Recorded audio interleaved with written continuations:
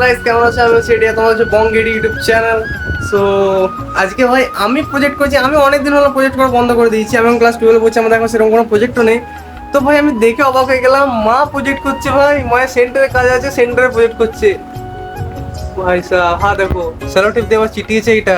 ওরে ভাই এটা এঁকেছে আবার, ও সুন্দর এঁকেছে কিন্তু। আমি চলে এসেছি এখন মাঠের মাঝখানে। তো ওইখানে অনেকে আছে, তো ওইখানে অনেকে ভিডিও বানাচ্ছিল, অনেকে অসুবিধা হচ্ছিল, তাই আমাকে এদিকে পাঠিয়ে দিল। কোনো ব্যাপার না, এখন ভিডিও বানাচ্ছে, এখন সবাইকে অসুবিধা হবে। তো এখন মাঠের মাঝখানে আছি আমি, এখন সেরকম লাইটিংও নেই। এই সন্ধ্যাবেলা অবস্থা হয়ে এসছে, এক্ষুনি সন্ধ্যা নেমে যাবে।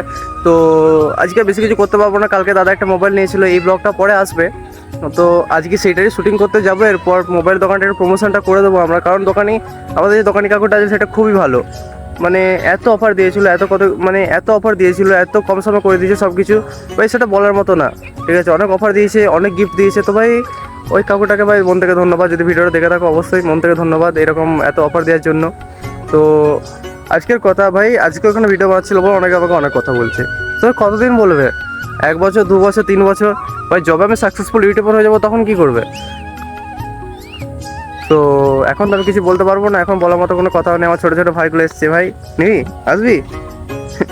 ভাই মাঠের মাঝখানে এরা কি করছে ভাই? দেখবি, আস্তে করে যাবি। এতে জীবনটা সুখের ভাই। তো ভাই আজকে এইটুকুই থাক, দেখা হচ্ছে নেক্সট ভিডিও। টাটা।